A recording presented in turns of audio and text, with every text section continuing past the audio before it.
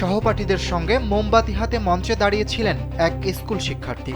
কিন্তু অসাবধানতাবশত হঠাৎ মোমবাতি থেকে তার চুলে আগুন লেগে যায়। অবাক করার বিষয় হলো, সেই বিপজ্জনক পরিস্থিতিতেও ভয় পায়নি শিক্ষার্থী, বরং হাসি মুখে সেই দুর্ঘটনা সামাল দেয় সে। আলোচিত এই ঘটনা ঘটেছে যুক্তরাষ্ট্রে।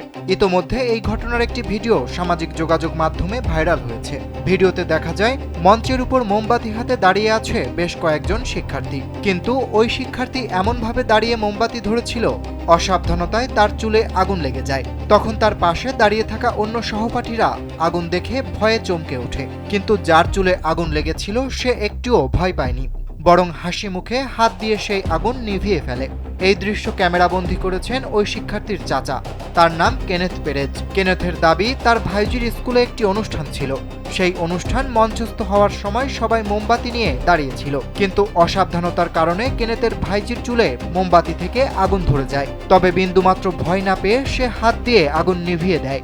ভিডিওটি সামাজিক যোগাযোগ মাধ্যমে ছড়িয়ে পড়ার পর ওই শিক্ষার্থীর প্রশংসা করেছেন নেটিজেনরা। একজন ইন্টারনেট ব্যবহারকারী লিখেছেন, এত কম সময়ে কিভাবে শান্ত থেকে দুর্ঘটনা সামাল দেওয়া যায় তা এই কিশোরীকে দেখে শেখা উচিত।